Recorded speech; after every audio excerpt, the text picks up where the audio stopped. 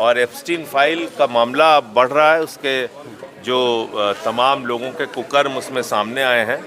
आप ऐसे घृणित व्यक्ति से तो साफ पांचवी का बच्चा भी समझ सकता है मोदी जी ने क्या किया है। तो ये एप्स्टीन फाइल और अडानी के संबंध दोनों घटनाओं का एक गहरा असर है। आपने सही शब्द इस्तेमाल किया, ड्रामा ही था, ड्रामा किया। तो जैसे ही बोला पार्लियामेंट में हल्ला करने लगे भाजपा। वही चीजें बोले। तो मैं आपसे कह तो रहा हूं कि एप्स्टीन फाइल में जो नाम आया है उनका, एक बड़ा दबाव का कारण वो है, और दूसरा दबाव का कारण है कि अडानी को सम्मान मिला है अमेरिका से हजारों करोड़ रुपए के भ्रष्टाचार में। तो ये दो दबाव के कारण उन्होंने जो ट्रेड डील की है, ये हिंदुस्तान के किसानों के डेथ वारंट पे साइन किया है उन्होंने। तो इसलिए ये कोई छोटा मामला नहीं है। ट्रेड डील में उन्होंने 18% टैक्स अमेरिका लगाएगा भारत के सामानों पे, और अमेरिका के सामानों पे भारत 0 टैक्स लेगा। तो अब अंदाजा लगा लीजिए किसको फायदा हुआ इस ट्रेड डील से। ये तो सिंपल गणित है ना भाई। पहले 3% टैक्स लगता था भारत के सामानों पर अमेरिका में, उसको बढ़ा के उसने 50 किया ट्रंप ने। फिर आपने कहा हमने बड़ी कमाल की डील कर ली, अब 3 से 18 हो गया। उसके सामान पे हम 29% टैक्स लेते थे और हमने घटा के 0 कर दिया। वो कह रहा है रूस से तेल आप नहीं लेंगे। 40% कच्चा तेल आप रूस से खरीदते हैं। करीब करीब 80,000 करोड़ रुपए का घाटा होगा अगर आप रूस से तेल खरीदना बंद करेंगे, यानी कि इस देश की जनता पे उसका भार पड़ेगा। तो ये तो साफ पांचवी का बच्चा भी समझ सकता है मोदी जी ने क्या किया है। तो ये एप्स्टीन फाइल और अडानी के संबंध दोनों घटनाओं का एक गहरा असर है, जिसके कारण से ये एक तरफा अमेरिका को फायदा पहुंचाने के लिए और हिंदुस्तान के किसानों और लोगों को नुकसान पहुंचाने के लिए ट्रेड डील की। लेकिन सर एक और सवाल है इसमें, सदन में आप सवाल करते हैं लेकिन कोई जवाबदेही देने के लिए तैयार नहीं होता, बल्कि हंगामा शुरू हो जाता है। अब वो तो जो काम कर रहे हैं देश के लोग देख रहे हैं कि किस तरह से उनके हितों को प्रधानमंत्री ने बेचा है, और एप्स्टीन फाइल का मामला अब बढ़ रहा है। उसके जो तमाम लोगों के कुकर्म उसमें सामने आए हैं। आप ऐसे घृणित व्यक्ति से अनिल अंबानी क्यों मिलने गया था, और उसके कारण से जो मीटिंगें आपकी तय हुई, तो क्या शर्तें थी, क्या मीटिंग तय हुई थी, वो सब बताना चाहिए। क्या देश के सामने जवाबदेही नहीं होनी चाहिए प्रधानमंत्री? 100% होनी चाहिए। इसीलिए जवाब मैं मांग रहा था पार्लियामेंट में, मुझे नहीं दिया गया। लेकिन बहुत उत्साह है। लेकिन सर पूर्व सेना अध्यक्ष जो है रणबड़े, उन्होंने आरोप भी लगाए जो चाइना के साथ, उस पर भी चर्चा नहीं हो रही है। किस पे डील पे मीडिया में उत्साह है? अभी तक क्या कह रहे थे, अरे रे ये तो बुद्धू है ट्रम्प। जब अभी ये ट्रम्प गालियां दे रहा था मोदी जी को, सीज फायर वाली बातें कह रहा था, तो हम मुझसे कहते थे टीवी चैनल वाले, गोदी मीडिया वाले, कि आपको ट्रम्प की बात तो भरोसा है। वो एक नॉन सीरियस आदमी, वो जो दिन भर कुछ भी बोलता रहता है, वो झूठा आदमी। अब उसको माला पहना रहे हैं लोग, तो उसकी उनकी बातों का अब गोदी मीडिया की कोई विश्वसनीयता बची नहीं है। अब उसको भूल जाइए। समझौता जब हुआ था तब भी प्रतिबंध में इतना टैरिफ नहीं लगा था, लेकिन आज की डेट में इतना ज्यादा टैरिफ हो गया। देखिए, भारत कभी अमेरिका के सैंक्शन के आगे झुका ही नहीं, चाहे वो परमाणु डील का मामला हो, चाहे वो परमाणु विस्फोट का मामला हो अटल जी के टाइम में, या उसके बाद भी जब भी कभी हुआ, भारत कभी अमेरिका के आगे नहीं झुका। क्या अब भारत की नीतियां अमेरिका तय कर रहा है? ये खुलेआम तय कर रहा है, खोल रहा है, खुल के बोल रहा है रूस से तेल नहीं खरीदोगे। आप 2 कमेटियां बनाते विश्वविद्यालयों में, एक जो हर तरह के भेदभाव को कवर करती है और एक जो जाति के आधार पर हो रहे भेदभाव को कवर करती है। लेकिन आपने ऐसा नहीं किया। आपने झगड़ा कराने के उद्देश्य से वो बिल, एक अस्पष्ट बिल पेश किया, जिस पर सुप्रीम कोर्ट ने रोक लगा दिया, और ये प्रचारित करने का प्रयास किया कि हम देखो दलितों, पिछड़ों, आदिवासियों के कितने बड़े हितैषी हैं, जो कि भाजपा है नहीं। अपने मूल में ये दलितों, पिछड़ों, आदिवासियों के विरोधी लोग हैं। देश भर में 45 विश्वविद्यालय केंद्रीय हैं, जिसमें से 38 वाइस चांसलर सवर्ण जाति के हैं, 7 में बाकी सब हैं। आप अंदाजा लगा लीजिए कहाँ के हितैषी हैं ये। आप हाई कोर्ट, सुप्रीम कोर्ट के जजेस को देख लीजिए, उसमें 80-85% सवर्ण जाति के लोग हैं। तो न्याय देने की जहां बात है, वहां तो भारतीय जनता पार्टी लोगों का हक छीन रही है। 85 और लेकिन सर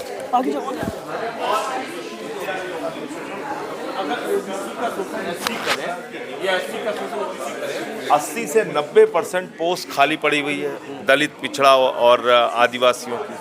तो ये हकीकत है, SC ST OBC के लेकिन सर, साथ हर जगह अन्याय कर रहे हैं। कॉलेजों में या सेंट्रल यूनिवर्सिटियों में 118% डिस्क्रिमिनेशन की खबरें बढ़ी हैं, जो डेटा है सरकार का। मैं तो कह रहा हूँ ना कि अगर आप जाति के आधार पर हो रहे भेदभाव को उसको कवर करने के लिए एक कमेटी बनाते और एक कमेटी बनाते जिसमें उनको क्या मौका लगा। वो कह रहे मान लीजिए अगर कोई एक तमिलनाडु का व्यक्ति आया उसके साथ भेदभाव होता है तो आप क्या करेंगे। तो ठीक है, हर तरह के भेदभाव को कवर करने के लिए एक क्षेत्र के आधार पे, भाषा के आधार पे, लिंग के आधार पे जो भेदभाव होता है उसको कवर करने के लिए एक कमेटी अलग बनाते हैं। कवर कर रही थी ऑलरेडी जो गाइडलाइंस हैं वो जन्मस्थान के आधार पर, नस्ल के आधार पर, जेंडर के आधार पर, जाति के आधार पर, ये सारी चीजें मेंशन थी ऑलरेडी इन गाइडलाइंस में। देखिए उसमें वो दो अलग अलग पैरा की बात कर रहे हैं और वो दोनों पैरा एक दूसरे के मकसद को कंफ्यूज कर रहा है जिसके आधार पे स्टे मिला। तो और स्पष्टता के साथ इसमें सरकार को सामने आने दीजिए, अभी तो टाइम इनको दिया है, देखिए क्या करते हैं। लेकिन चुप रहे, क्या कहेंगे इस पर? तुषार मेहता जी क्यों नहीं चुप रहेंगे? जब ऊपर से उनको कहा गया है चुप रहना है तो चुप रहेंगे, जब उनको कहा जाएगा कि बिल का विरोध करना है तो करेंगे। भाई इसलिए चुप थे, वो तो सीधी बात। लेकिन बीजेपी सरकार है, बहुजनों की सरकार है, खुद मोदी जी भी ओबीसी समाज कहाँ से है? क्लेम करते हैं। जो उनकी माता जी हैं RSS, उसमें 100 साल में एक भी प्रमुख दलित, पिछड़ा और आदिवासी बना आज तक? RSS तो 100 साल पुरानी संस्था हो गई ना। एक दलित, पिछड़े या आदिवासी का नाम बताइए जो RSS का प्रमुख रहा हो आज तक। तो कौन से बहुजन हितैषी हैं? आपको समझ में नहीं आ रहा है? क्या चुनाव को मद्देनजर रखते हुए ये इस तरह का ड्रामा किया गया? ये ड्रामा ही था, आपने सही शब्द इस्तेमाल किया, ड्रामा ही था, ड्रामा किया उन्होंने। जाति सूचक उनको बताइए, गाली दीजिए, PM फिर भी मोदी वो को भी शांत जाति है, सूचक शब्द फिर भी वो बोले गए, शांत है, बावजूद कुछ बोल इसके नहीं वो रहे, चुप्पी कोई एक्शन साधे। नहीं। पता नहीं आपको क्या मालूम, हो सकता है प्रायोजित कराया उन्होंने। ये इनके बहुत सारे ड्रामे प्रायोजित भी होते हैं। मोदी जी हो सकता है अपने आप को ये साबित कराने के लिए कि दलितों, पिछड़ों, आदिवासियों के हितैषी हैं, दो चार गालियां सुन ली हो उन्होंने। लेकिन सर उनके बारे में आप उनकी गहराई का अंदाजा आप नहीं लगा सकते। पहली बात तो ये कि हमारे प्रधानमंत्री जी को कुछ भी आता हो ना आता हो, लेकिन एक बात ज़रूर उनको बहुत अच्छे से आती है कि किसी चीज़ को बहुत बड़ा बना के पेश करते हैं। वह ऐसे किसी चीज़ को पेश करते हैं ऐसा लगता है कि देश के लिए बहुत बड़ा काम होने जा रहा है। मनरेगा को बदला तो कह दिया जी राम जी। अब राम राम के नाम से आप लोगों को ऐसी स्कीम हम लेके आ रहे हैं जी राम जी, जिसमें देश में कोई भ्रष्टाचार नहीं होगा और राम के नाम पर वो बिल, वो कानून पूरे देश में लागू होगा।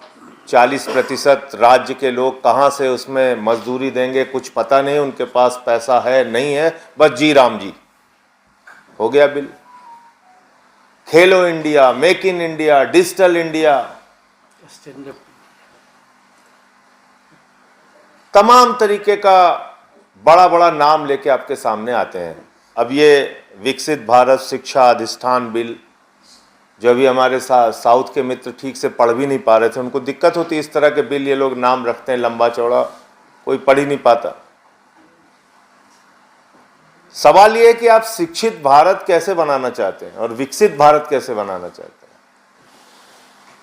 विकसित भारत अशिक्षित भारत के साथ तो नहीं हो सकता, विकसित भारत अनपढ़ भारत के साथ भी नहीं हो सकता।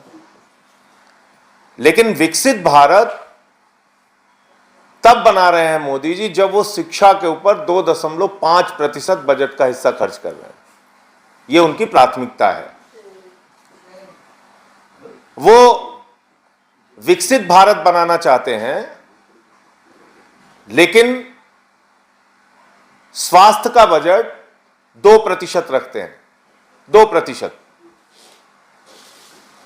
तो अस्वस्थ भारत के साथ विकसित भारत बनाना चाहते हैं। ग्रामीण विकास का बजट इस साल कम कर दिया गया, 3.6% कर दिया गया। तो एक अविकसित ग्रामीण व्यवस्था के साथ आप विकसित भारत बनाना चाहते हैं। तो कुल मिलाके जो विकसित भारत का सपना है वो उनका मतलब है कि हम एक अशिक्षित और अनपढ़ भारत बनाएंगे। तो तो आरएसएस और बीजेपी के हिसाब से तो वही विकसित भारत होगा जहां अनपढ़ लोग रहेंगे, जहां वो जो कहें वो माने, जहां वो जो समझाएं वो समझा जाए। वो बता दें कि भाई सिकंदर बिहार में आया था तो बिहारियों ने मार के भगाया था, बिहारियों ने कहा भैया सिकंदर बिहार में नहीं आया। फिर कहने लगे संत कबीर, बाबा गुरु नानक देव, गोरखनाथ जी एक साथ मीटिंग करते थे। बोले अरे इनके जीवन काल में बहुत लंबा अंतर है, कैसे एक साथ मीटिंग करते? तो अशिक्षित भारत बनाना है, अनपढ़ भारत बनाना है, ऐसा भारत बनाना है जो व्हाट्सएप के विश्वविद्यालय से बोले नाली के गैस से चाय बना लो, रडार में नहीं आता, मौसम खराब रहता है, कुछ भी बोलते जाएं आप मानते रहो। और मानोगे तभी जब आप अनपढ़ रहोगे, पढ़ लिख लोगे तो कैसे मानोगे? बहस करोगे उनसे।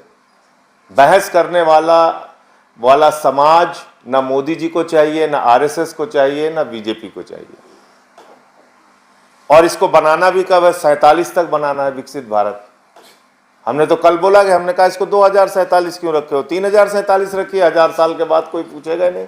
वैसे 47 में भी मोदी जी करीब 97 साल के हो जाएंगे। आप जाएंगे बोलेंगे साहब विकसित भारत, बोले यार 97 साल के बूढ़े आदमी से तुम विकसित भारत मांग रहे हो। तो अभी भी 75 साल के हैं लेकिन तब 97 साल के हो जाएंगे। मेरा यह कहना है कि प्राथमिक, माध्यमिक और उच्च शिक्षा तीनों को न्यू एजुकेशन पॉलिसी में हमें चैलेंज करना चाहिए। इसको सिर्फ उच्च शिक्षा तक सीमित नहीं रखना चाहिए। अभी हजारों स्कूल बंद करने के फैसले लिए गए उत्तर प्रदेश के अंदर, और नाम बहुत ही शानदार उन्होंने चुना, बोले मर्जर कर रहे हैं साहब। और मैंने इसकी पूरा एकदम अभियान चलाया उसके खिलाफ। यूपी में गांवों में मैं गया, तो जब मैं गांवों में जाता था तो वहां पे जब बच्चों के साथ बैठता था, उनके पेरेंट्स से पूछता था भाई ये बच्चे अब आपके जा रहे हैं नए स्कूल में? तो सिर्फ एक उदाहरण दूंगा। जौनपुर में एक मजदूर मिला जिसके 3 बच्चे थे, तीनों बच्चों ने पढ़ाई बंद कर दी। कहने लगा साहब हम तो अब अपने बच्चों को पढ़ाते नहीं। तो हमने कहा क्यों? बोले स्कूल 5 किलोमीटर दूर हो गया, और पहले हमारे गांव में ही स्कूल था, तो मैं मजदूरी करने जाता हूं तो सुबह अपने बच्चों को पहुंचा देता था, और मेरी पत्नी जो है वो घर का काम करती थी, और दोपहर में मेरी पत्नी उन बच्चों को ले आती थी और मैं मजदूरी करके शाम को घर आता था। अब 5 किलोमीटर दूर स्कूल है, तो ना तो मैं सुबह अपने बच्चों को छोड़ने जा सकता हूं, ना मेरी पत्नी लाने जा सकती। इसलिए हमने अपने 3 बच्चों की पढ़ाई बंद कर दी। एक छोटा सा उदाहरण दे रहा हूं, ऐसे बहुत सारे सैकड़ों उदाहरण मौजूद थे जिसको शायद मोदी जी या उनके एजुकेशन पॉलिसी को बनाने वाले लोग यहां बैठ के उस दर्द को नहीं समझ सकते।